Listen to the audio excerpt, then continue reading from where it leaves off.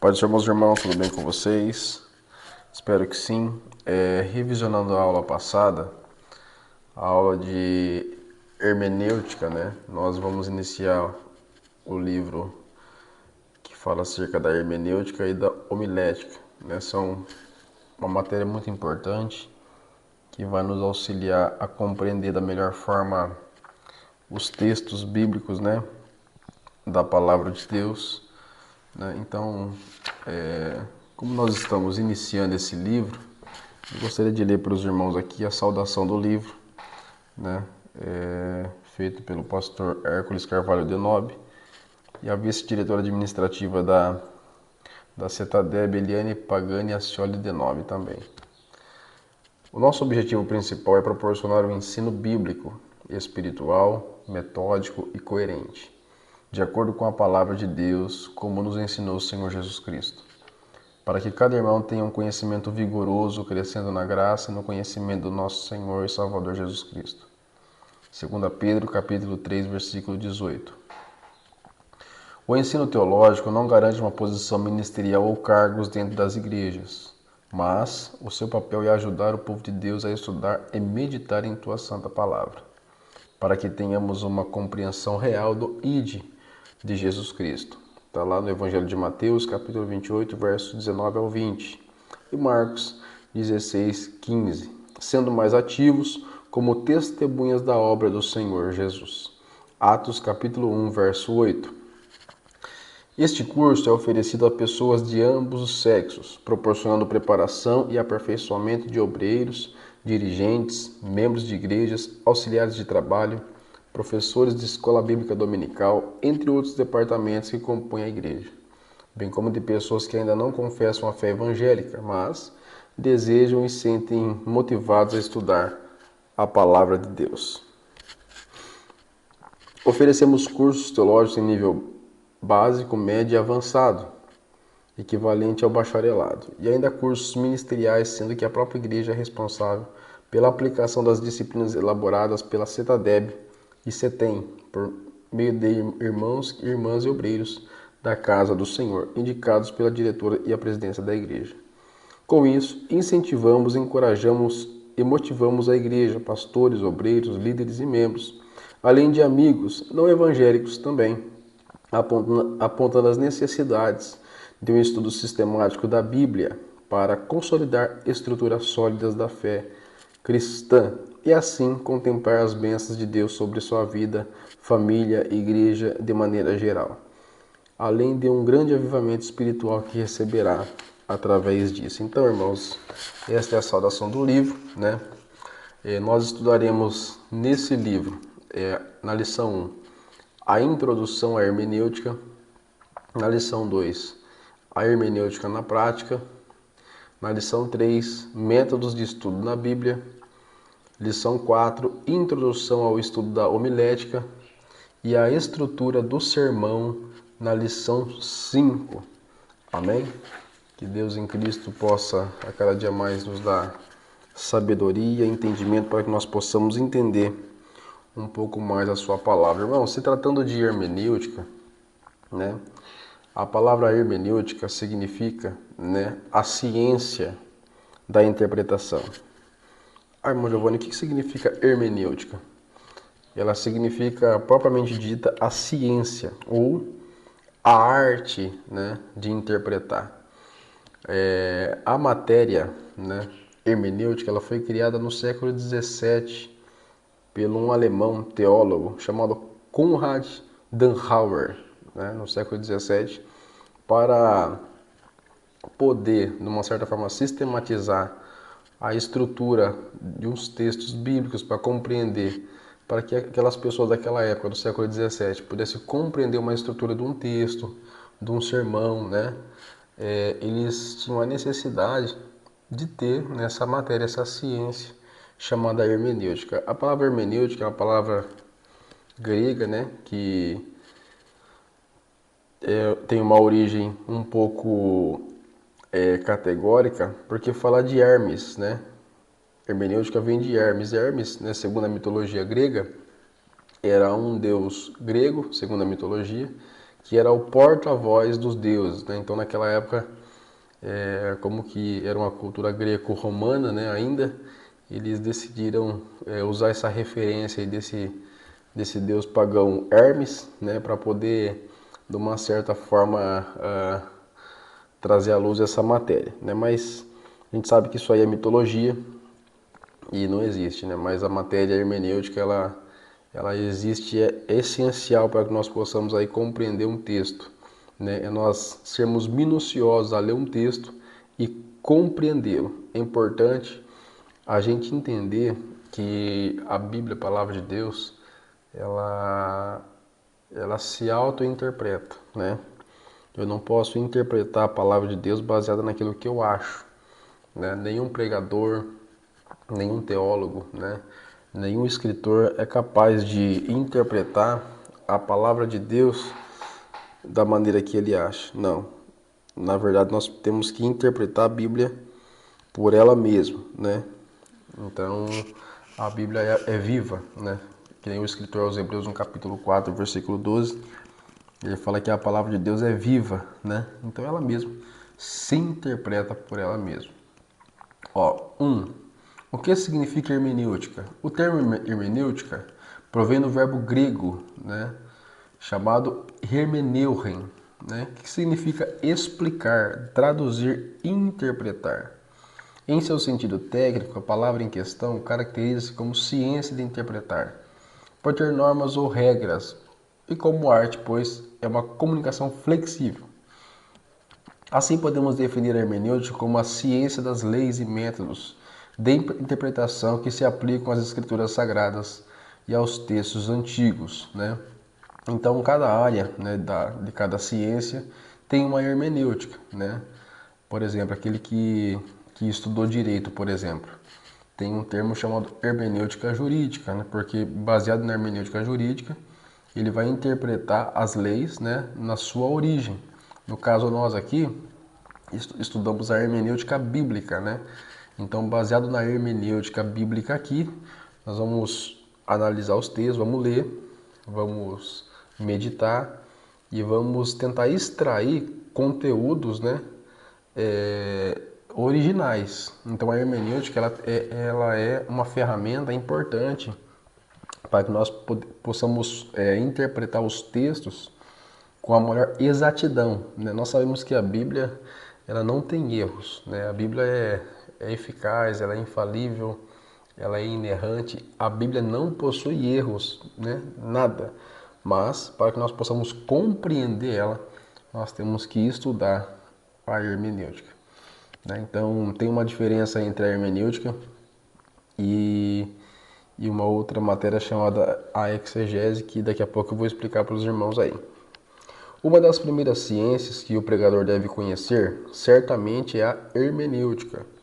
Porém, quantos pregadores que há, né, que nem o nome da hermenêutica conhecem, que é, pois, a hermenêutica, a arte de interpretar os textos. Então, infelizmente, tem pregadores que às vezes pregam até a palavra, né, há muito tempo e, infelizmente, não sabem, né, o que é hermenêutica, não sabe o seu significado, não sabe a importância de nós estudarmos a hermenêutica, né? Então é importante a gente estudar ela e tentar, de uma certa forma, extrair um conteúdo máximo para o nosso autoconhecimento e também para passar esse conhecimento para outras pessoas. Porém, a hermenêutica do grego hermeneuchen, interpretar, da qual nos ocuparemos na forma da parte da teologia exegética, ou seja, que se trata da inteligência da interpretação das escrituras bíblicas, segundo Relund, a hermenêutica nas regras da interpretação das Sagradas Escrituras, Vida, página 17. Vamos lá. 2. A importância da hermenêutica. Irmão Giovanni, é importante a hermenêutica? Por quê? A hermenêutica é importante porque estabelece princípios, métodos e regras necessárias para elucidar, né? O que é elucidar? Clarear palavras ou frases nas escrituras sagradas, cujo sentido não esteja claro. Por exemplo, você lê um texto bíblico, né? E muitas das vezes com dificuldade, né? Nós sabemos que os textos da Bíblia são textos antigos, né, que precisam ser lidos, relidos, né? Tem que ser meditados porque é um conteúdo antigo, é um conteúdo espiritual e nem todo mundo consegue interpretar. Então, baseado na hermenêutica, nós vamos usar princípios, né, métodos e regras, né?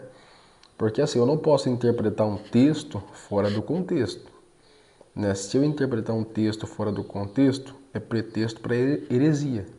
Então, o que é heresia? É tudo aquilo que não está de acordo com a palavra de Deus. Tudo aquilo que está desconexo com a palavra de Deus. Então, isso é heresia. Ela cuida da interpretação correta de um texto bíblico, né? Visando descobrir o significado original que foi pretendido. Ela também procura traduzir, interpretar e fazer compreensível a mensagem da palavra de Deus para os crentes em épocas e culturas diferentes. Irmãos, olha a importância da hermenêutica, né? Porque ela ajuda, vamos supor, o Evangelho de Mateus, por exemplo, que foi o primeiro evangelho a ser escrito, né? Há cerca de 2000 anos atrás. Né? Olha o quanto de tempo, né, que esse evangelho foi escrito. Né? E ele produz, né, reflexos até os dias de hoje.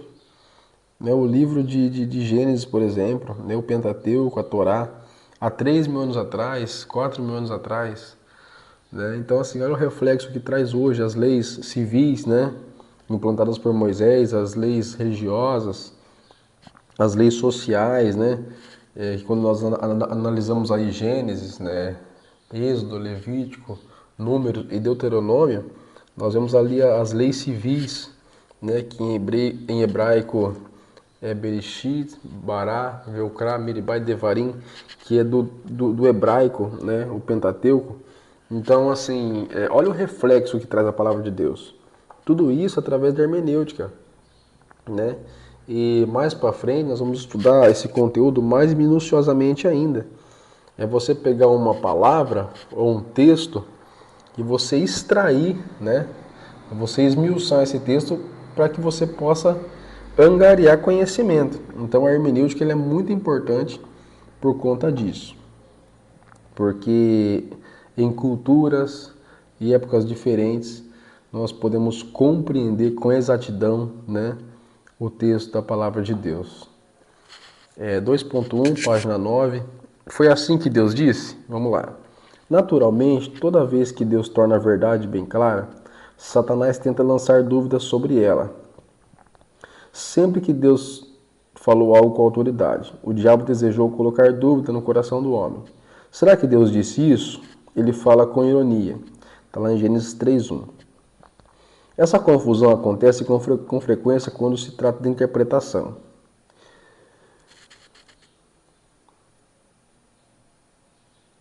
Vejamos uma das colocações mais frequentes. Vamos lá. Tem um texto aqui, irmãos.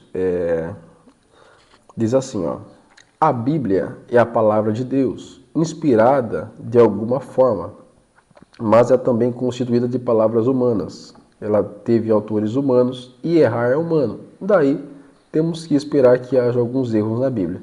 Essa afirmação é verdadeira? Claro que não, né? É uma afirmação irônica, né? Então nós temos que ter cuidado com aquilo que a gente lê, porque não basta só ler, né? A Bíblia não foi feita só para ler. A Bíblia ela foi feita para ler, para ser meditada e para ser interpretada baseado nela mesma, né? Então a gente sabe que essa afirmação aqui é irônica e não é verdadeira, né? Porque a Bíblia não contém erros. Assim, a verdade clara e simples de Deus acaba sendo misturada com a mentira de Satanás, que é o pai da mentira. Então, a intenção do adversário é o quê? É deturpar, né? A intenção do inimigo das nossas almas é tentar enganar. Então, ele vai fazer de tudo, e muitas das vezes fazendo que nós temos uma interpretação errônea, né? Ou contraditória daquilo que a Bíblia diz. Os autores Norman Regis e Thomas Howard comentam: Jesus era um ser humano. Os seres humanos pecam, logo Jesus pecou. Essa afirmação é verdadeira? Claro que não, né? É uma afirmação falsa, porque nós que conhecemos a palavra de Deus, lá em Hebreus 4,15 fala que ele era sem pecado. Lá em 2 Coríntios 5,21 fala que ele nunca conheceu o pecado. Lá em 1 Pedro 1,19 fala que ele era sem mácula e sem mancha. João falou acerca dele lá em 1 João 3,3, do 2-1, que fala que ele é puro, que ele é justo. Então, Jesus, ele nunca teve pecado. Então, essa afirmação aqui, né, que o autor usou para tentar fazer a gente pensar, é falsa, né? Jesus era humano.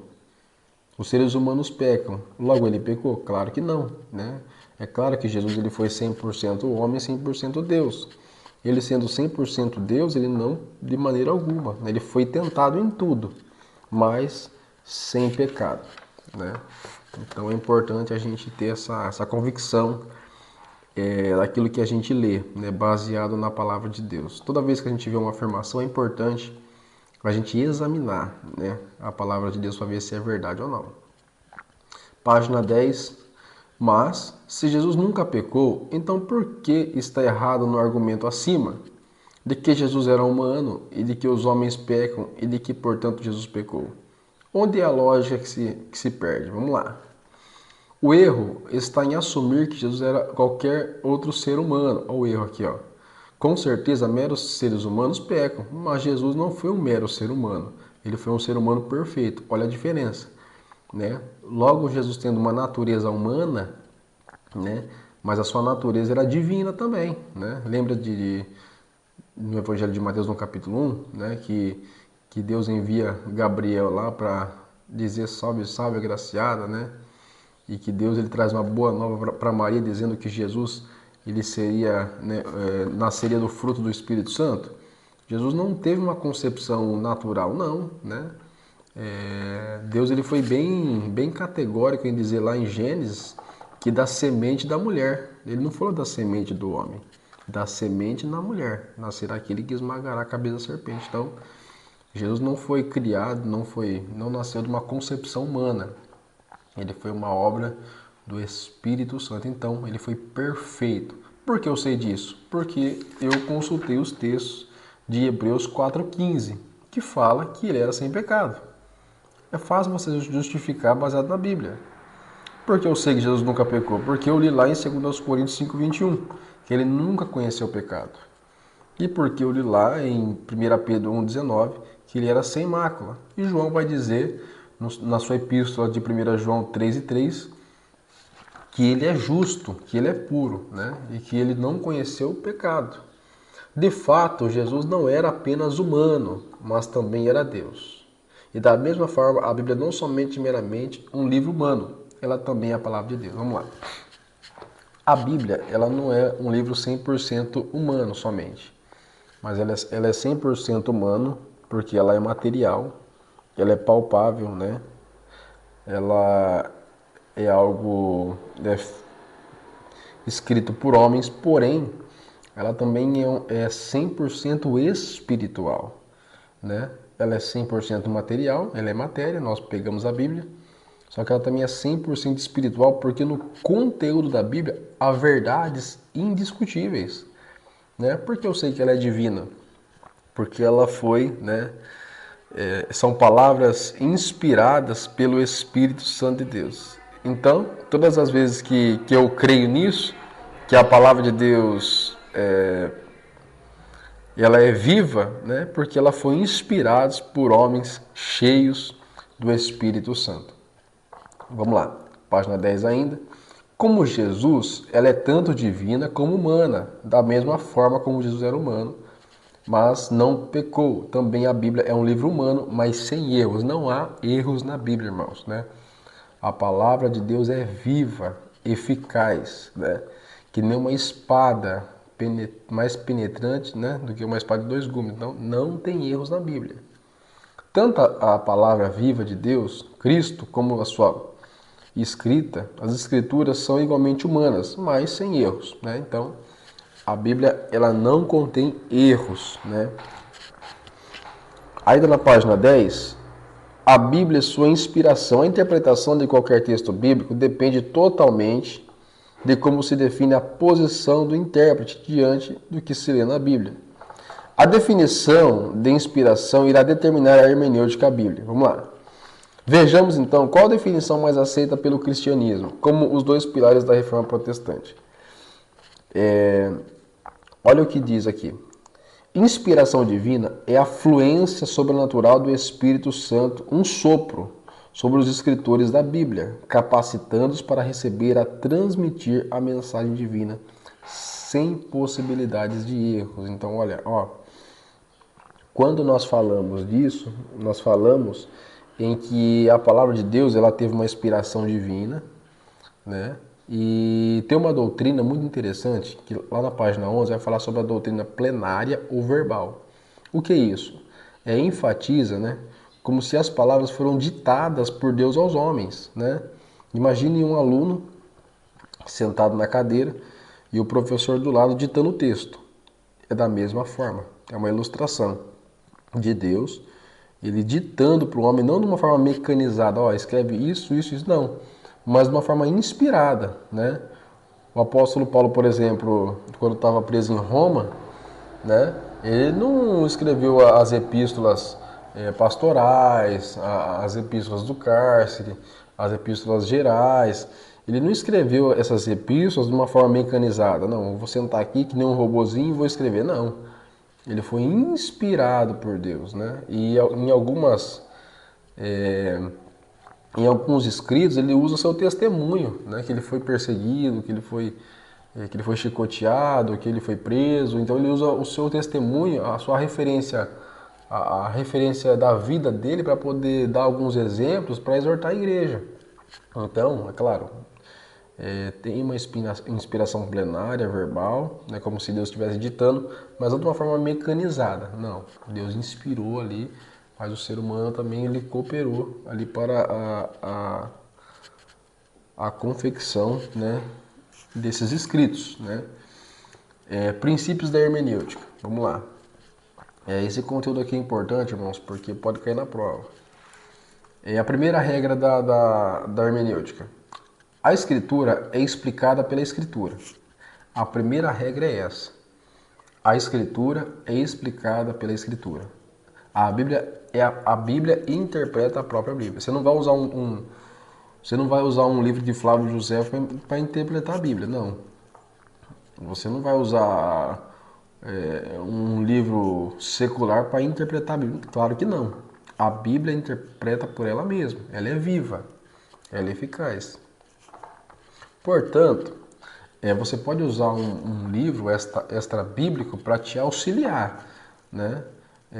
Para te ajudar numa interpretação, um dicionário, né? Tem um dicionário muito interessante aí também nas mídias sociais, chamado Strong, né? Que o nosso irmão Léo ali falou na aula passada, que é um livro um livro digital que fala acerca dos originais, do grego e do hebraico.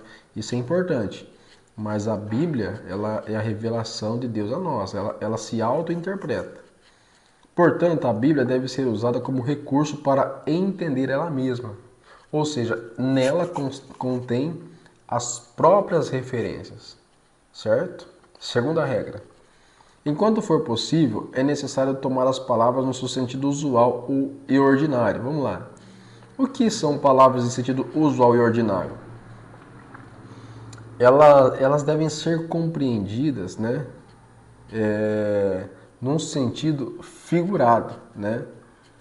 Então vamos lá. Quando nós lemos lá Marcos, capítulo 4, do versículo 1 ao 9, fala da parábola do semeador, né? Então Jesus ele usa algumas referências ali. Ele dá o exemplo, né, do semeador que saiu a semear, que lançou a semente no caminho, que lançou a semente sobre os espinhos, que lançou a semente sobre os pedregulhos, mas que alcançou uma terra boa. Então, ele usa um sentido figurado, um sentido ilustrativo para poder exemplificar que nós temos que pregar o evangelho e que muitas das vezes o evangelho, ele semeado, não vai cair num coração que está pronto para receber. Mas a terra boa é o coração que está apto a receber. Então é uma ilustração, uma simbologia daquilo que é acerca da semeadura, de semear o evangelho. Então esse sentido usual e ordinário é um sentido figurado, tá? Sentido figurado, é um sentido conotativo. Regra 3. É absolutamente necessário tomar as palavras no sentido que indica um conjunto da frase. Vamos lá. Essa regra tem importância especial quando se trata de determinar se as palavras devem ser tomadas em sentido literal ou figurado. Então, a gente tem que tomar cuidado, irmãos, porque há palavras na Bíblia que são em sentidos figurados, ilustrativos, né? Mas também há palavras que foram escritas em sentido literal. Então, aquilo que é literal não posso tornar simbólico, né? Aquilo que é literal. Eu não posso simbolizar aquilo, não posso figurar aquilo. E da mesma forma, aquilo que é figurado eu não posso deixar literal, entendeu? Então tem um sentido denotativo, que é o sentido literal, e também o conotativo, que é o sentido figurado. Então vamos lá, Jesus ele escreveu cerca de 40 parábolas, né? Em algumas, a maioria delas, na verdade, Jesus usou o sentido figurado. A maioria. Mas em algumas, vamos, por exemplo, aquela parábola do rico e Lázaro, né? Por exemplo, Jesus ele deu nome. Então, quando ele dá nome a personagens, não é parábola ilustrativa, é uma parábola literal. Então ele usou o nome Lázaro, usou o nome Abraão, então não são meras ilustrativas, são parábolas verdadeiras, de fato aconteceu, de fato Lázaro foi para o seio de Abraão e o rico foi para tormentos, certo? Porque se eu falo uma parábola que é uma ilustração, né, que é somente um símbolo, e eu dou nome, eu estou mentindo. Então Jesus ele nunca pecou, nunca mentiu, né? Nunca falou aquilo que era em verdade. Então eu tenho que crer que é verdade. Vamos lá.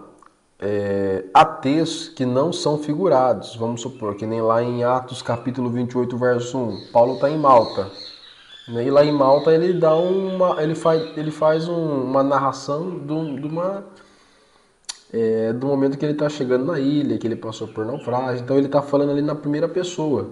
É uma biografia dele ali. Então, não é um sentido ilustrativo ali, é um sentido literal. É claro que a gente pode extrair alguns conteúdos ilustrativos ali, conteúdos literais, perdão, extrair alguma coisa literal e colocar no mundo espiritual. Não tem problema nenhum, entendeu? Desde que a gente entenda o que é literal e aquilo que é figurado. Então, lá em Atos 28:1, Paulo está em Malta. E se os irmãos analisar o texto, ele está narrando que ele sofreu um naufrágio e tudo mais. E Deus concedeu o livramento. E quando ele chegou lá, os bárbaros o receberam. Então, é uma narração, é um sentido literal. Regra 4. É necessário tomar as palavras no sentido que indica contexto. Isto é, versos que precedem e seguem o texto estudado. Então, assim, toda vez que eu uso um texto fora do contexto, é pretexto para heresia. Heresia é tudo aquilo que a Bíblia tudo aquilo que vai contra os princípios básicos da palavra de Deus. Tudo aquilo que vai fora, né, daquilo que a Bíblia nos ensina. Então, heresia é uma interpretação fraudulenta, é uma interpretação falsa. Vamos supor, que nem os testemunhos de Jeová, por exemplo. Charles Taze Russell, né, ele criou a organização Torre de Vigia. Então, o que a organização Torre de Vigia ensina? Né, o que eles acreditam? É que o paraíso vai ser na Terra. Né? É um dos pensamentos deles. Então, os seguidores de Russell, né, eles usam essa teoria para... Na verdade, eles usam uma passagem bíblica, algumas passagens bíblicas de Salmos, né, que fala do Senhor é a terra e toda a sua plenitude. Eles usam uma referência do milênio, né, que está lá em Apocalipse. Só que nós sabemos que o milênio, né, ele não é literal, né? O milênio vai acontecer. que é o período de 1000 anos em que Cristo vai governar a Terra. Então eles usam essas referências para provar, da forma deles, que o paraíso vai ser aqui na Terra. E na verdade não é, porque Deus ele tem preparado algo para nós. Lembra que quando Jesus falou lá em João 14, não se turbe o vosso coração, credes em Deus, crede também em mim, na casa do meu pai há muitas moradas, né? Se não fosse assim eu vou teria dito, vou preparar-vos um lugar, e quando eu for vos preparar um lugar, voltarei para vós mesmo, para que onde estiver, vós estejais também. Então, tem um lugar preparado para nós. Perfeito? Quinta regra, é preciso tomar em consideração os desígnios e objetivos do livro, ou passagem que ocorre as palavras e expressões obscuras. Vamos lá. É importante, né, a gente analisar os textos com objetivo, né? É importante isso. E a gente fazer uma compreensão exata daquilo que o texto está falando, né? Como nós aprendemos aqui, a Bíblia, ela se auto-interpreta. Eu não posso interpretar a Bíblia baseada no achismo, né? O que é o achismo? É aquilo que eu acho que é e não é assim. Que nenhum exemplo. Está lá em Mateus capítulo 6, versículo 19. Eu queria ler com os irmãos aqui, para que nós podemos compreender melhor esse texto. Fala assim, um exemplo. Mateus 6,19. Não se preocupem em acumular riquezas aqui na terra, onde a traça e a ferrugem destroem, e onde os ladrões arrombam e roubam. Guardem sim os tesouros preciosos no céu, onde a traça e a ferrugem não destroem, e onde os ladrões não arrombam e nem roubam. Pois, aonde estiverem as suas riquezas, lá estará também o seu coração. Os olhos são uma luz para o seu corpo. Se os seus olhos forem bons, haverá luz em todo o corpo. Mas, se os seus olhos forem maus, todo o seu corpo estará em profunda escuridão espiritual. Então vamos lá. Mateus, ele escreveu para os judeus. Mateus, ele era economista. Ele era um publicano. Na verdade, ele era mais que um publicano. Ele era proprietário de uma alfândega na época. Então, ele era cobrador de impostos. Então, se você analisar, se nós analisarmos, o livro, o evangelho que tem mais passagens sobre dinheiro é o Evangelho de Mateus. Por quê? Porque ele era economista. Então, baseado naquilo que ele foi, naquilo que ele viveu, ele resolveu escrever. Então, quando ele fala aqui de riqueza, e ele fala, se os seus olhos forem bons, todo o seu corpo terá luz, porém, se os seus olhos forem maus, todo o seu corpo vai ser tenebroso, ele está falando de avareza, né? Então, o sentido aqui é a avareza. É você tirar o olho daquilo que é material e focar naquilo que é espiritual.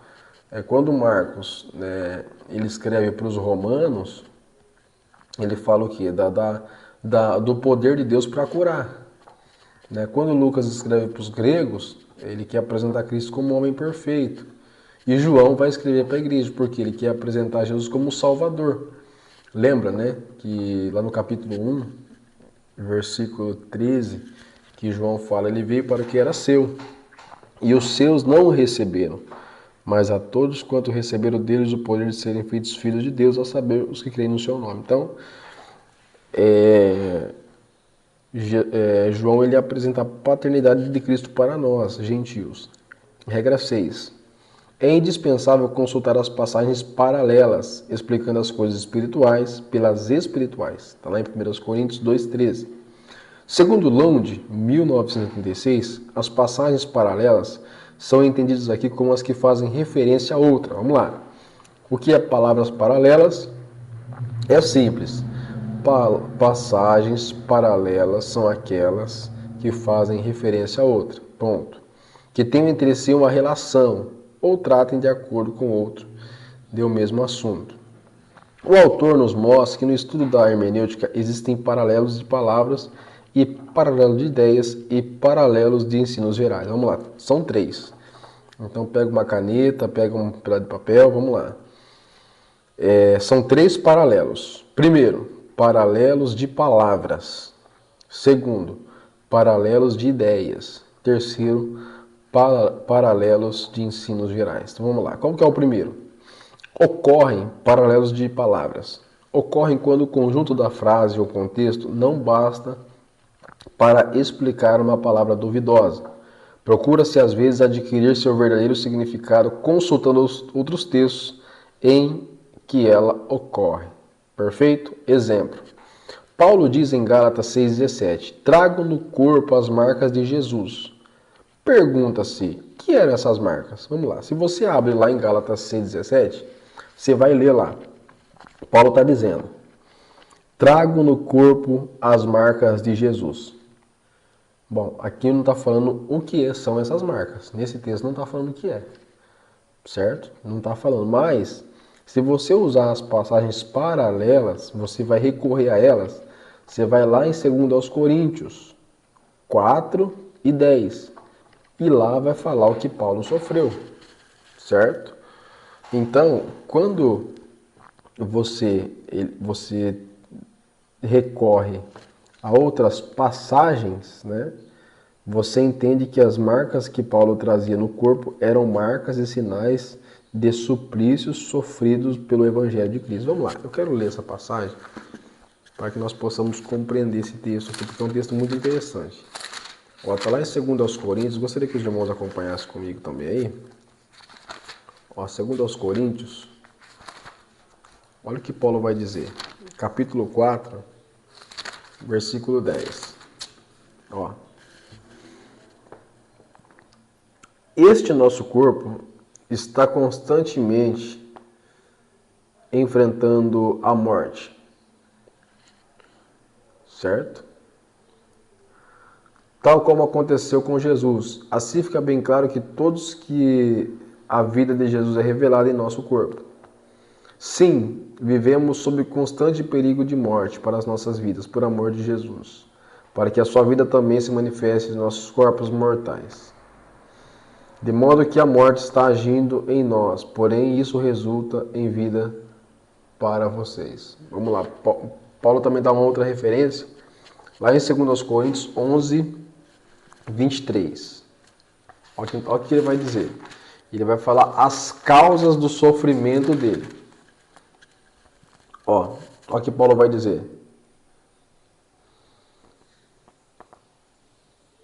Eles dizem, né, que servem a Cristo, mas eu tenho servido muito mais. Será que eu enlouqueci para me vangloriar desse jeito?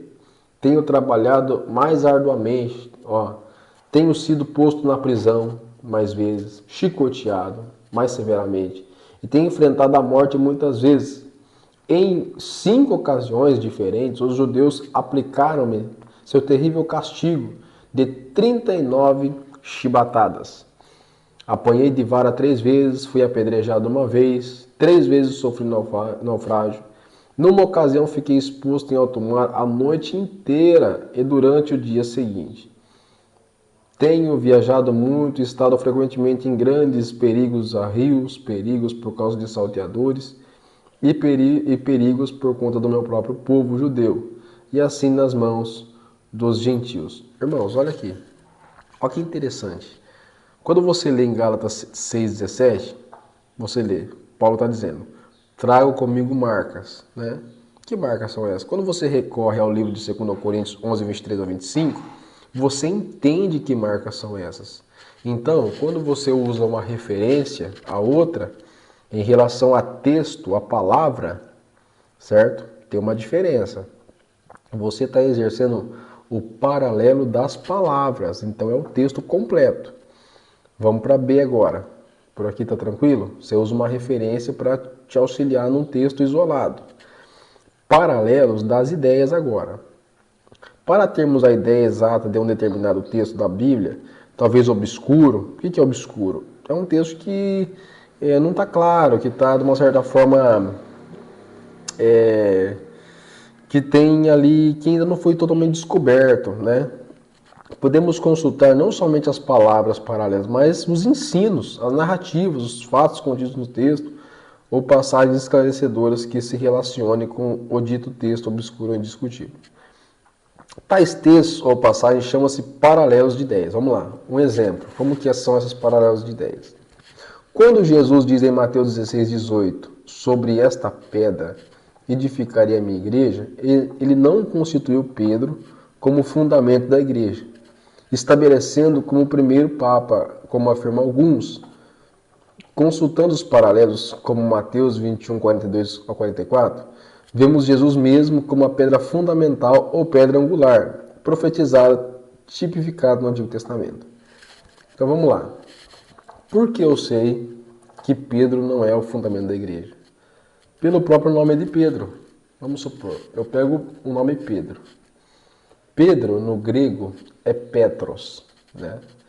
No aramaico, é Cefas, né? Pedro, no grego, é Petros. Né? Anota aí, coloca aí numa folha, escreve Pedro, aí puxa uma flechinha, coloca grego e na frente Petros. Puxa uma outra flechinha no nome Pedro, coloca no aramaico e coloca Cefas. O nome Petros, no grego, significa pequenos frascos de rocha. Ou seja, né, o próprio nome Pedro já traz à luz acerca de que Pedro era. Pedro não é o alicerce da igreja. Quem é o alicerce da igreja é Jesus. Né? Por quê? Porque eu posso consultar lá em Mateus 21, 42, que o próprio Jesus vai falar que ele é. Vamos lá. Mateus 21.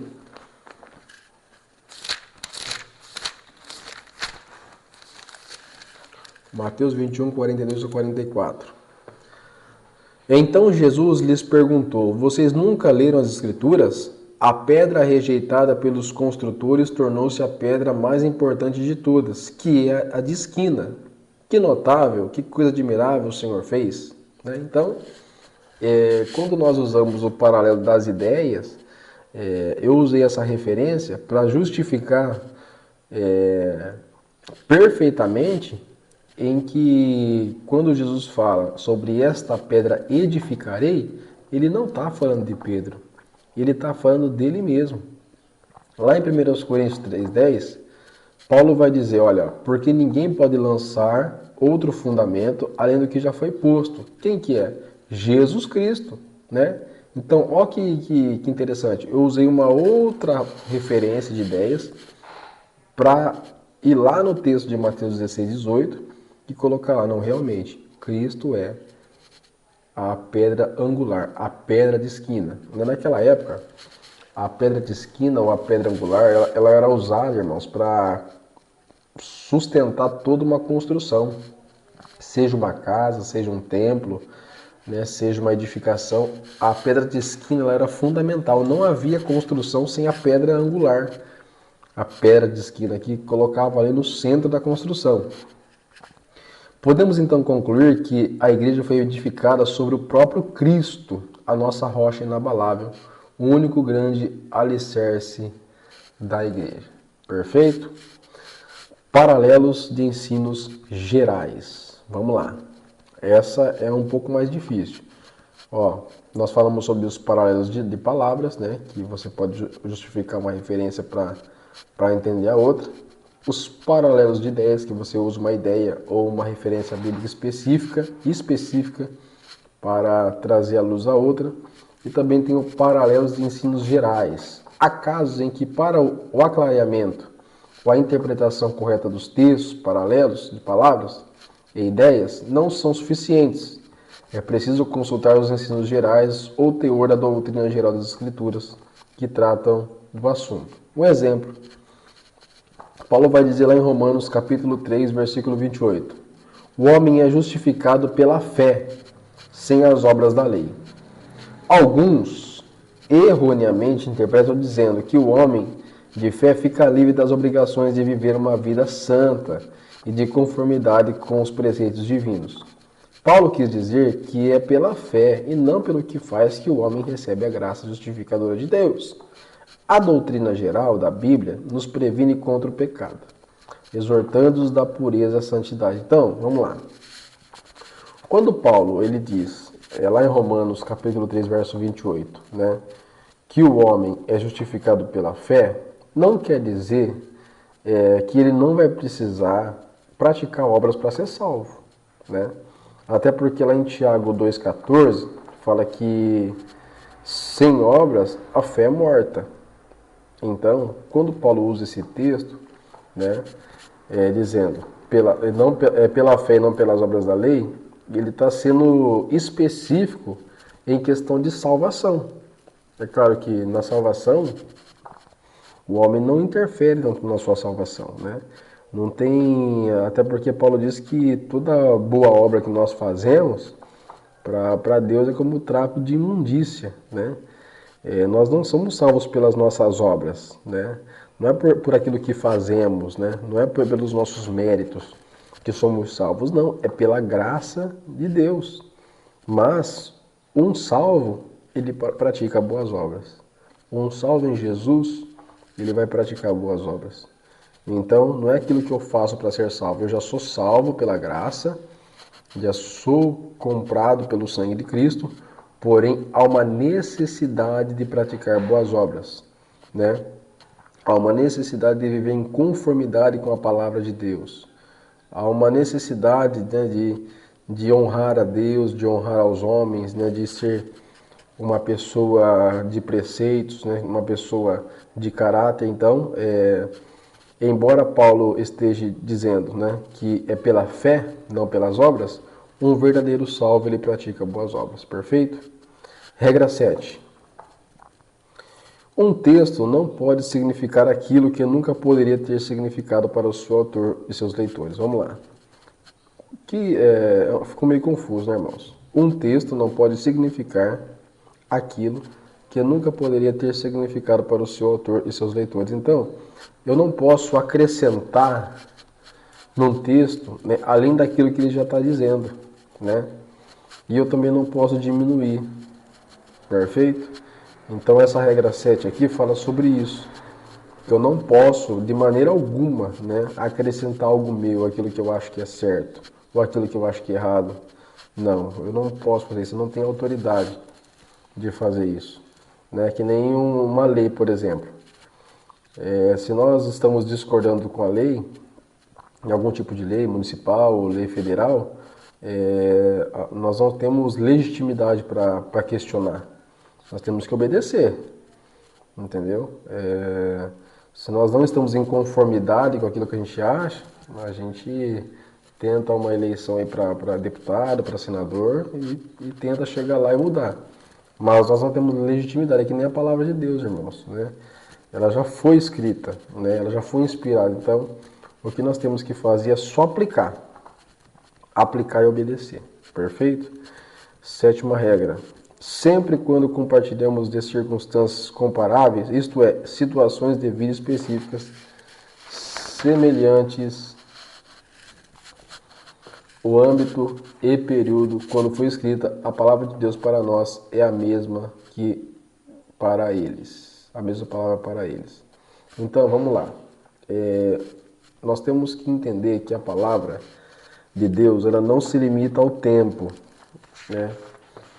Ela não se limita ao tempo e ao espaço. Não. A palavra de Deus, ela não é limitada. A palavra de Deus, ela se adequa ao ambiente, ela se adequa aos tempos, ela se adequa à cultura. É interessante isso, né? Que a mesma palavra que serviu para Abraão está servindo para nós hoje. A mesma palavra que serviu para Davi está servindo para nós hoje. A mesma palavra que serviu para Gideão, né, está servindo para nós hoje. A mesma palavra que serviu para os discípulos, né, serve para nós hoje. Então, ela não está limitada ao tempo, à tradição, à cultura, não. Até porque vale mais o que? Obediência do que sacrifício. Né? Quando Samuel entrou na casa de Saul e viu que todos os animais de Agag estavam lá, o que Deus falou para ele? Vale mais obediência do que sacrifício, porque o sacrifício ele iria cessar, né, de animais. Então é importante a gente entender isso, que a palavra de Deus não está presa ao tempo, né? Digamos assim. Paulo ele vai dizer que a palavra de Deus não está aprisionada em grades, né? A palavra de Deus ela está livre, Então ela precisa ser pregada. Ó, tópico 4º. Para melhor compreensão, figuras de linguagem bíblica. Página 14, irmãos. Tópico 4, página 14, figuras de linguagem bíblica. Para melhor compreensão da linguagem bíblica, é necessário, na medida do possível, tomar palavras em sentido usual e comum. Porém, devido à linguagem usual e figurada da Bíblia, os seus hebraísmos, depois a gente vai entender o que é isso, não significa que sempre devam ser entendidas ao pé da letra. Vamos lá. O que é o hebraísmo? O hebraísmo é o termo utilizado para referir-se à cultura dos hebreus. Então, hebraísmos, né? Coloca aí, anota aí, hebraísmos é o quê? É o termo utilizado para referir-se à cultura dos hebreus. A gente sabe que o sentido usual e comum, né, é um sentido literal. Porém, ele não deve ser entendido ao pé da letra. Então, a gente sabe que algumas linguagens da Bíblia têm um sentido figurado, né? Mas não é porque é um sentido literal que a gente não pode aplicar de uma forma espiritual. Podemos sim, temos a liberdade para isso. Porém, a gente não pode ir além daquilo que a Bíblia já afirma, certo? Porque a gente não pode, toda vez que a gente vai além daquilo que a Bíblia afirma ou diminui, a gente está ferindo aí uns princípios da hermenêutica. Os bons comunicadores empregam uma variedade de dispositivos para ilustração, esclarecimento, ênfase e manutenção do interesse do auditório. Os escritores bíblicos também usaram esses esquemas. Vamos lá, tem algumas figuras de linguagem aqui que nós aprendemos aí no ensino fundamental, no ensino médio, e eu não quero ir muito a fundo neles, irmãos, porque a gente já tem algum conhecimento neles aí, então para a gente poder economizar um tempo aí, eu não quero ir muito a fundo nessas figuras de linguagem que a gente já aprendeu na língua portuguesa. Vamos lá, o que é uma metáfora? A metáfora é uma figura de linguagem que consiste numa comparação entre elementos utilizando-se propriedades imaginárias. Vamos lá.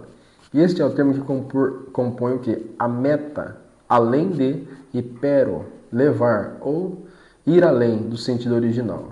Vamos lá, quando Jesus fala lá em João 6,48, eu sou o pão da vida, né? Ele está usando aqui uma metáfora, né? Ele está usando aqui um sentido ilustrativo, né? De dizer que não é que ele era aquele pão que ele estava partindo, não. É um sentido espiritual, que nós temos que nos alimentar dele, das palavras dele, né? Então é uma metáfora, um sentido literal. Sinedoque. Faz-se o uso desta figura de linguagem quando se substitui o termo que indica que todo ser por um outro que indica apenas uma parte dele, ou seja, toma uma parte pelo que vice-versa, ou plural pelo singular, gênero de espécie ou vice-versa. Quando nós lemos lá, por exemplo, em Mateus 3,5, vamos lá, vamos consultar aqui.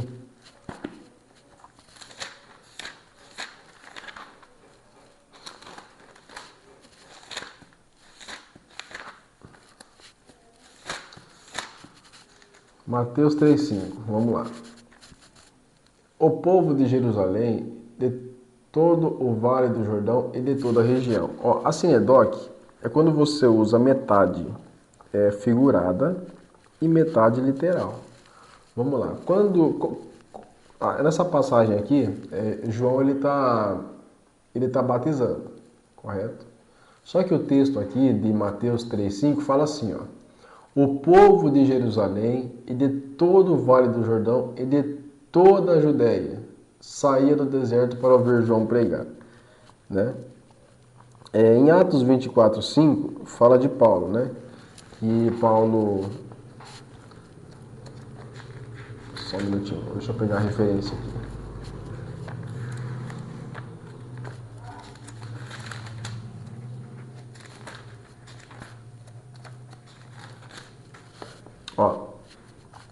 Paulo está sendo julgado por Félix, lá em Atos 24:5, e diz assim, ó, é que nós descobrimos que este homem é um perturbador, o homem que está sempre levando os judeus pelo mundo todo a se revoltarem contra o governo romano. Então, Paulo já tinha pregado no mundo todo? Claro que não.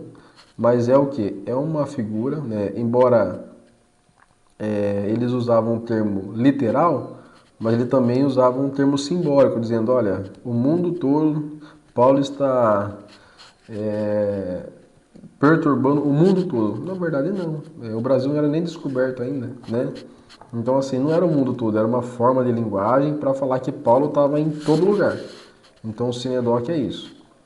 Metonímia é o emprego do nome de algo pelo de outro que tem relação, quando se emprega a causa pelo efeito ou sinal, ou um símbolo de realidade que indica. O exemplo, as pessoas pelos povos que haviam de vir, duas nações do teu ventre. Então, é uma forma também simbólica, né, que fala de Esaú e de Jacó no ventre de Rebeca, né?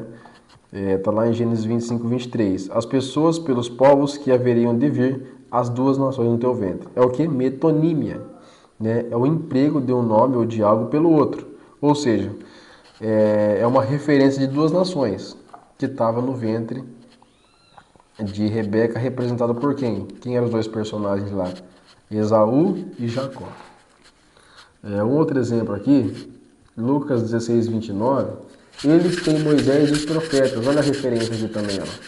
Moisés e os profetas foram os protagonistas que atuaram na história.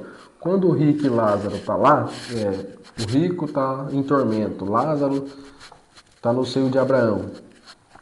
Aí o rico pede para que Lázaro vá lá, volte e avise os seus filhos e filhas para que eles não vão para aquele lugar de tormento, correto? O que Abraão fala para Lázaro? Olha, eles têm Moisés e os profetas, né? Eles já têm o Pentateuco e têm os livros proféticos. Então, se eles não ouvirem a palavra, não é o morto que eles vão ouvir. Então, foi uma referência aí, certo? Então, a metonímia é uma história, é uma referência pela outra, que emprega um sentido de efeito ou símbolo, certo? Prosopopeia é o uso atribuindo a personalidade a seres que não têm vida, dando-lhe características de fala, atribuindo os feitos e atitudes de pessoas. Então, quando Paulo fala aos Coríntios, lá no capítulo 15, versículo 55, ele fala assim, ó, onde está, ó inferno, a tua vitória? E aonde está, ó morte, o teu aguilhão? A morte tem aguilhão, irmãos? Aguilhão é aquela foice, né? Já viu a figura da morte, já? Em filmes, em desenhos, né? Aquele ser todo preto com uma foice na mão. Aguilhão é aquilo lá. A morte é um ser espiritual. Né? A morte não tem nenhum tipo de ferramenta. Mas a prosopopeia faz isso, né? Esse sentido de palavras atribui a coisas espirituais ou a pessoas, né? É um sentido material, entendeu? Então, assim, é claro que a morte não tem aguilhão, a morte não tem nenhum tipo de ferramenta para tragar, mas, assim, num sentido figurativo, a morte é um espírito, né? Então, assim, quando ela vem, mas, assim, nessa figura de linguagem, a prosopopeia, atribui para melhor compreensão, para dar um sentido, para dar uma vida para o texto, né? Quando Paulo fala isso, lá em 1 Coríntios 15, 55, ele fala, onde está a morte, o teu aguilhão? Onde está o inferno, a tua vitória? Querendo dizer, né, que com Cristo nós vencemos a morte e o inferno. Ironia. E a expressão de um pensamento em palavra que literalmente entendida exprimem uma ideia oposta ao que se fala.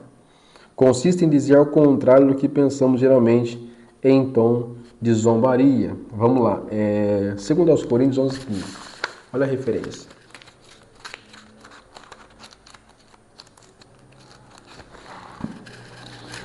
Segundo aos Coríntios 11, 15.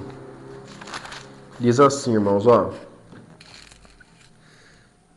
Portanto, não é de admirar que os seus servos possam fazer o mesmo, fingindo ser ministros de Deus. No fim, eles receberão todo o castigo e as suas obras malignas que merece. Então Paulo está dizendo o que aqui? Né? Ele está falando acerca, né, do seu repúdio, né, aos falsos apóstolos. Né? Então, Paulo está tendo um pensamento negativo acerca deles. E ele fala de uma forma irônica, de zombaria. Entendeu? Sabe? Quando você está comendo aquele bolo de chocolate e chega um amigo, um colega, um familiar e você oferece, né? Por educação, ó, você quer? Ironicamente, né? Claro que às vezes você não quer repartir o seu bolo de chocolate, mas por educação você oferece, né? Uma ironia. Hipérbole é a afirmação em que as palavras vão além da realidade das coisas e o autor faz uma afirmação com exagero intencional. Então, todas as vezes que eu faço um jogo de palavras indo além daquilo que é a realidade das coisas, eu pratico a hipérbole, certo? Vamos lá, Gênesis 15, do 5 ao 7, diz assim, ó. Gênesis 15, do 5 ao 7, diz assim: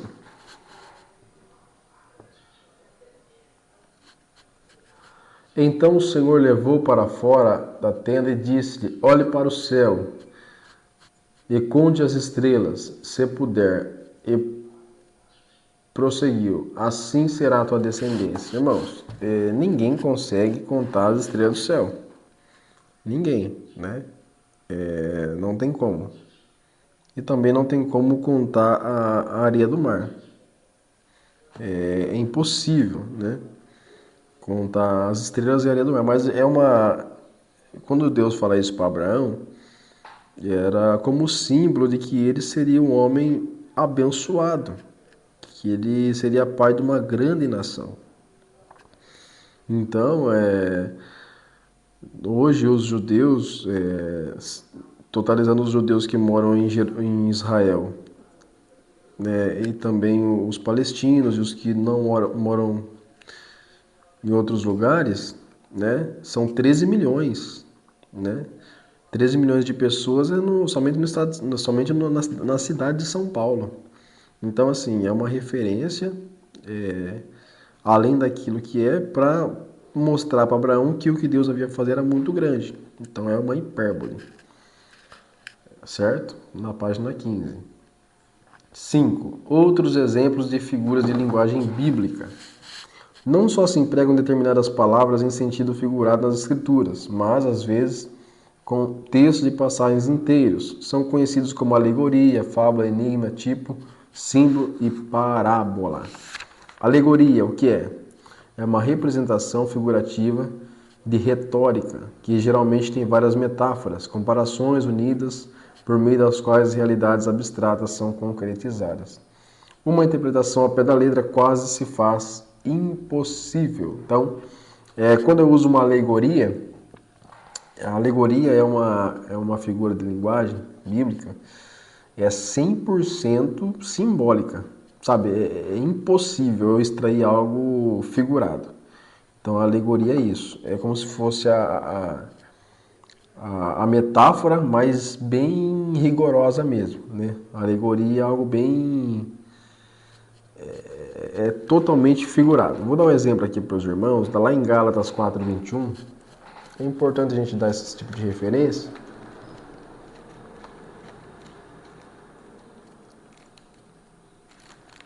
Gálatas 4:21.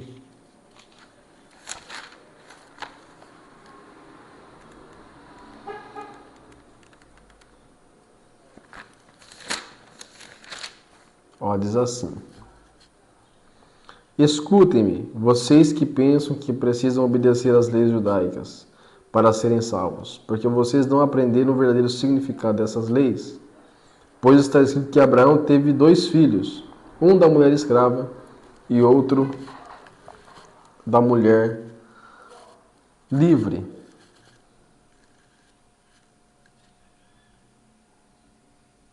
Não houve nada de extraordinário quanto o nascimento do bebê da mulher escrava, mas do bebê da mulher livre só nasceu mediante promessa.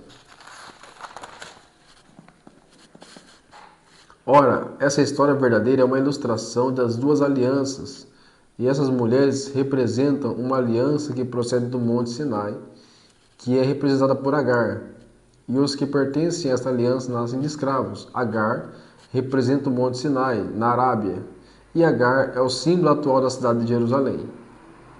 E esta é escravizada com todos os seus filhos, mas a nossa cidade-mãe é Jerusalém Celestial, ela é livre, pois está escrito: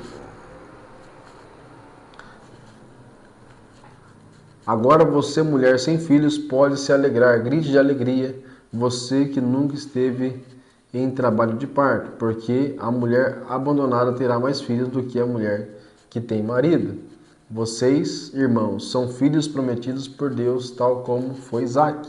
E assim, o filho nascido de modo natural perseguiu o filho nascido do Espírito. E a mesma coisa está acontecendo agora.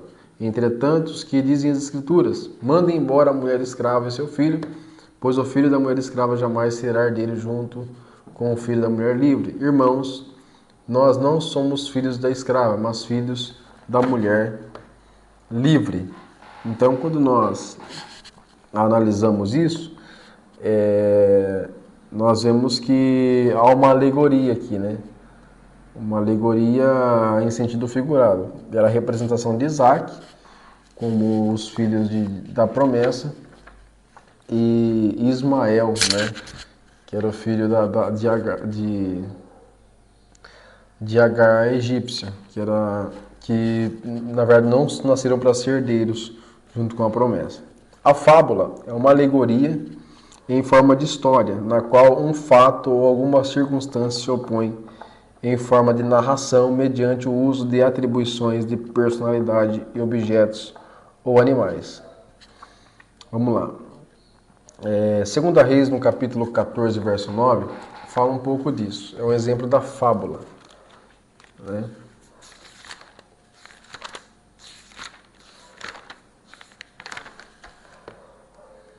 Segundo aos Reis, 14, 9. Olha o que diz. Mas o rei Joás respondeu: o espinheiro do Líbano lhe enviou uma mensagem ao poderoso cedro do Líbano: dê sua filha por esposa ao meu filho. Mas exatamente nesse momento passava por ali um animal selvagem e pisoteou o espinheiro. Isso é uma fábula, porque é uma alegoria em forma de história, né? Só que a narração usa uma atribuição de objetos ou planta, né? Aqui no caso é uma planta, para exemplificar aqui, para trazer uma mensagem espiritual. Que nem aqui, o espinheiro não fala, né? O cedro também não. Mas aqui no texto diz, né, que Joás usou essa referência, né? O espinheiro do Líbano enviou uma mensagem ao poderoso cedro do Líbano: dê a sua filha por esposa ao meu filho. Mas exatamente nesse momento passava por ali um animal selvagem e pisoteou o espinheiro. Então era uma referência aqui daquilo que o rei havia feito. Perfeito? Enigma é um tipo de alegoria, porém uma solução é difícil, obscura. É a solução que se encontra no trecho bíblico, entre outros ditos de Agur, encontramos em Provérbios 30:30. Então, enigma é como se fosse uma charada, né? Trazendo a luz aos nossos dias aqui. Lembra de Salomão quando ele fez um enigma lá com seus cunhados em Juízes 14:14, né? Então o enigma é como se fosse uma charada, né? Mas ele tem que ser usado em texto bíblico. Antropomorfismo, vamos lá, antropo é o quê? Né? Operação, antropo é antes, né? Morfismo, operação de antes. É a linguagem que atribui a Deus ações e características corporais, né? Humanas, né? A paternidade de Deus, né? Quando Deus ele se refere a nós como um pai, por exemplo, é antropomorfismo. Nós sabemos que Deus é um ser espiritual, né? Ele vai muito mais além daquilo que nós somos. Porém, essa figura de linguagem traz para nós, né, que Deus ele atribui ações humanas. Um exemplo disso está lá em Salmo 34:11, né? Salmo 34:11 é um exemplo dessa atribuição. Fala assim, ó. Salmo 34:11. Filhos e filhas, ouçam-me, e eu lhe ensinarei o temor do Senhor. Olha aí, é como se um pai estivesse falando com um filho. Então, essas atribuições aí, corporais humanas, usa-se o antropomorfismo. Tipo, ó, o tipo, ainda na página 16, é um tipo de metáfora, que não consiste meramente em palavras, mas em circunstâncias, pessoas, objetos que designam fatos semelhantes. Encontra-se, portanto, no Antigo Testamento. Aquele rapaz é um pavão de tão exibido. Olha o exemplo. Esse é um tipo, né? Aquele rapaz é um pavão de tão exibido. Quer dizer que a pessoa é exibida, mas se usa uma referência ilustrativa. Exemplo. Jesus faz referência à serpente de metal como tipo, prefigurar a crucificação do Filho do Homem. Está lá em João 3,14. No estudo dos tipos bíblicos, destacam-se 3 elementos: o tipo, o antítipo e a tipologia. Tem 3: tipo, antítipo e a tipologia, certo? A tipologia é o estudo das figuras e símbolos da Bíblia, com os quais Deus procura mostrar por meio de coisas terrestres e coisas espirituais. O tipo é a figura que representa o antitipo, enquanto a tipologia é o estudo da relação entre o tipo e o antitipo. Perfeito? Então vamos lá. Ó, a tipologia, né? Ela estuda o quê? As figuras e símbolos da Bíblia, os quais Deus procura mostrar. Essa é a tipologia. Vamos supor, o tipo é a figura que representa o antitipo, enquanto a tipologia é o estudo da relação. Vamos lá. O tipo e o antitipo, quando falamos de Melquisedeque, por exemplo, é um tipo de Cristo, né? O sacerdote Melquisedeque é tipo de Cristo. Jesus, o sumo sacerdote, é antitipo de Melquisedeque. Perfeito? Então, Jesus é a finalidade do que a Bíblia mostrou quem era Melquisedeque. Então, o antitipo é a finalidade. Perfeito? Vamos lá de novo. O sacerdote Melquisedeque é um tipo de Cristo. Certo? Ele veio primeiro, né? Na verdade, Jesus ele veio primeiro. Mas assim, em relação à historicidade, Abraão pagou o dízimo a Melquisedeque. O que Melquisedeque tinha na mão? Pão e vinho. É um tipo de Cristo, aquele que havia de vir. Jesus, o sumo sacerdote, é antitipo de Melquisedeque, ou seja, ele é a finalidade para quem Melquisedeque foi enviado. Certo? Para mostrar que ele viria e ele apresentaria o quê? Pão e vinho. Certo? A relação comparativa entre ambos é chamada de tipologia. Vamos lá. Ó, temos aqui o tipo e o antitipo. Adão, homem carnal. Cristo, homem espiritual. Elias, no carro de fogo, o arrebatamento da igreja. Davi, rei de Judá. Cristo, rei dos reis. Maná no deserto, alimento espiritual. Libertação do Egito, libertação do mundo. E marcha no deserto, nossa peregrinação na terra. Então aqui estão outros exemplos perfeitos para a gente poder entender.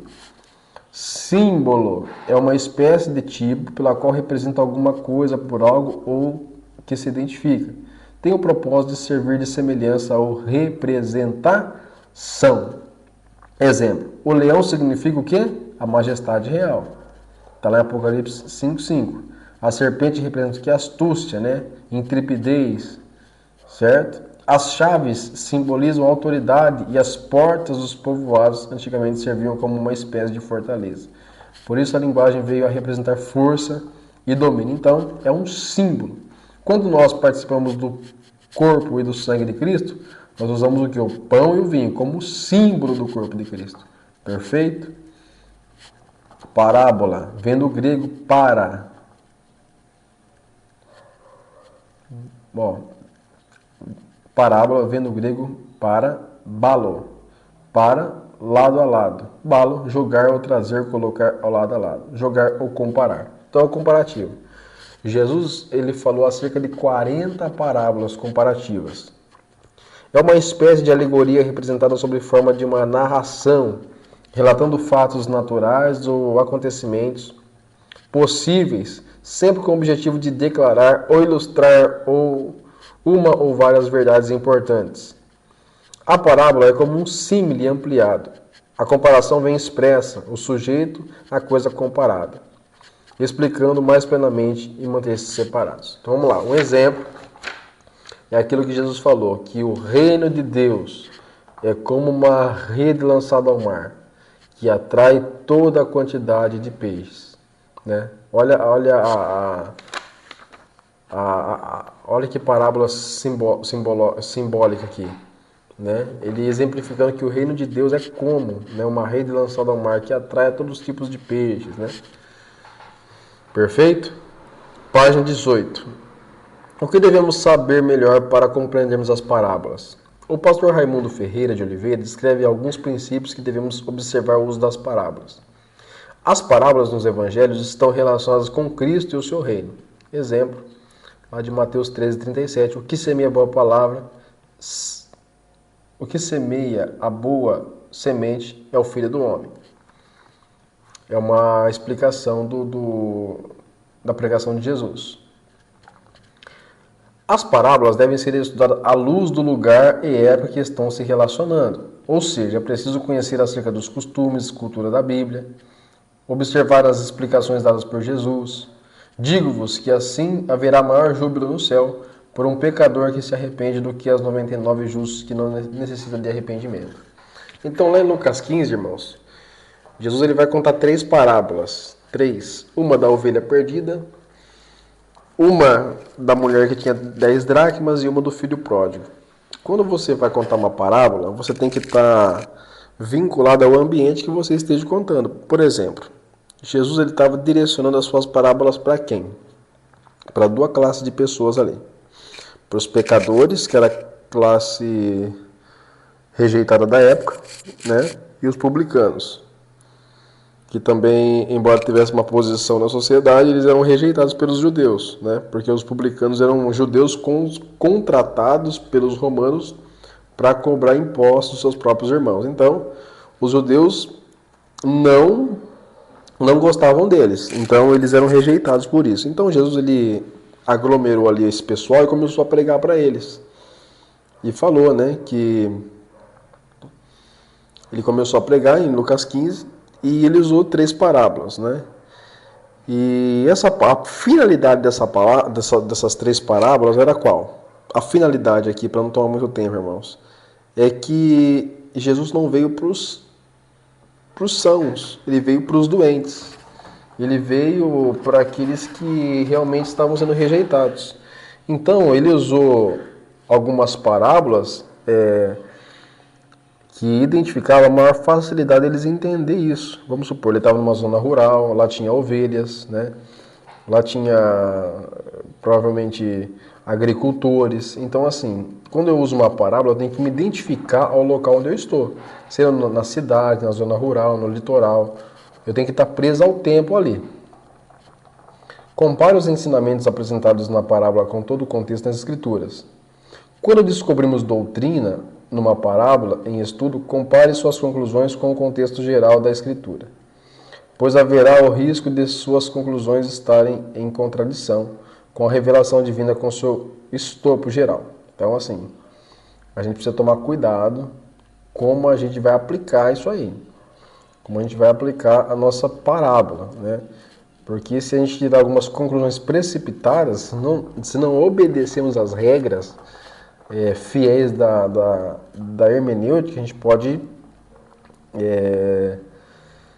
tirar algumas conclusões precipitadas das Escrituras. Então, a gente tem que tomar cuidado nisso. Símile, página 18. Emprega-se para a comparação de palavras com a outra, similar, enquanto na metáfora se prescinde dela. Exemplos.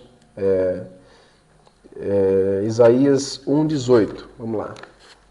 Uma referência bíblica de Isaías, capítulo 1, versículo 18. Quando nós usamos a símile, né? A símile vem de similar, ou seja, é um comparativo.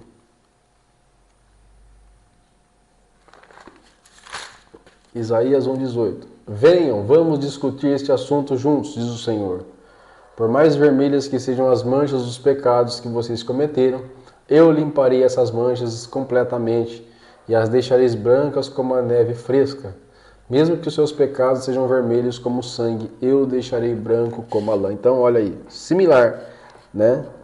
O pecado não tem cor, né, irmãos? Né? E nem a santidade, mas a símile dá isso. A santidade é branco e o pecado é vermelho. Interrogação. A palavra interrogação procede de um vocábulo latino, que significa o quê? Pergunta. Mas nem todas as perguntas são retóricas, somente quando a pergunta encerra uma conclusão evidente que consiste numa figura literária. Então, todo mundo sabe o que é interrogação, né? Quando eu faço uma pergunta. Antítese. Este vocábulo procede da palavra grega antíteses, que significa colocar uma coisa contra a outra, ou seja, na mesma frase há duas palavras ou pensamentos que fazem oposição a outra. O mau uso se opõe ao bom e ao verdadeiro, embora esses dois sejam realçados.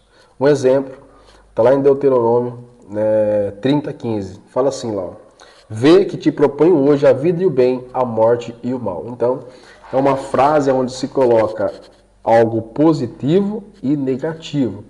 Temos também um contraste lá em Romanos 6:23 acerca disso. Ó. O apóstolo faz uma oposição entre a morte e a vida, né?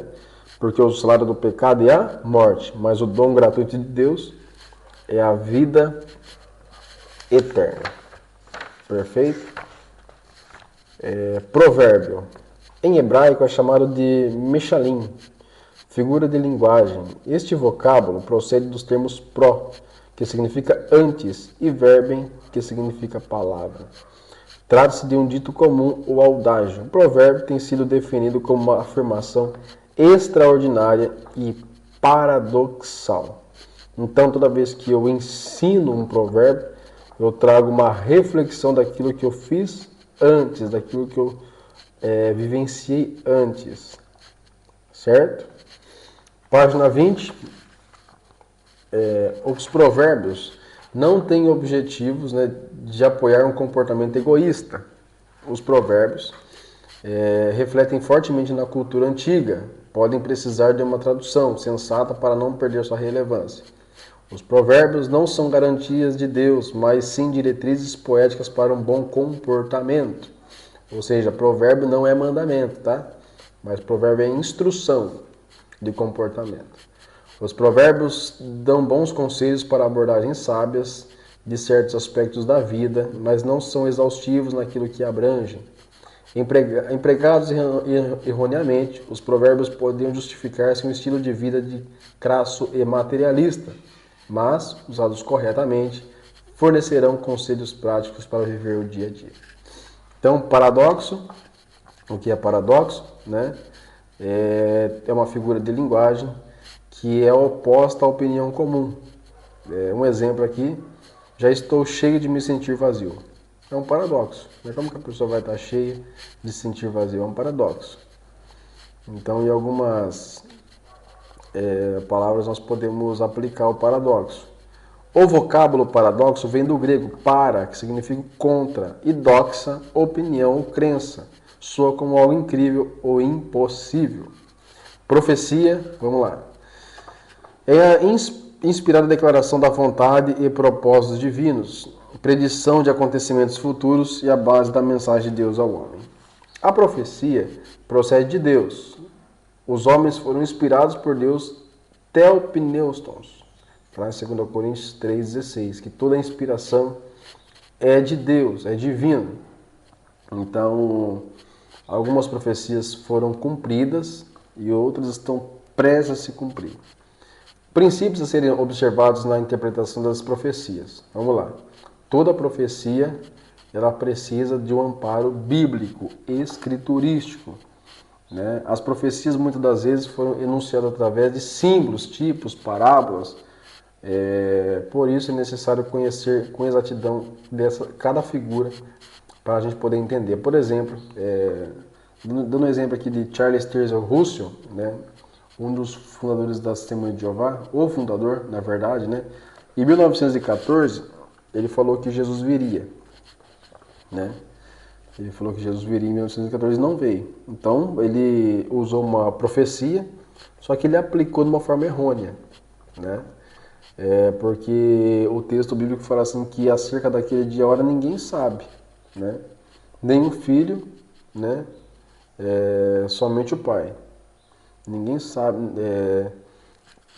O texto fala assim que naquele dia e hora ninguém sabe. Nem os anjos do céu e nem o filho, mas somente o pai.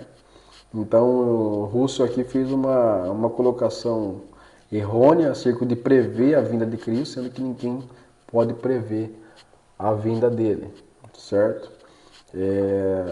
O calendário maia, por exemplo, lembra daquele filme de 2012?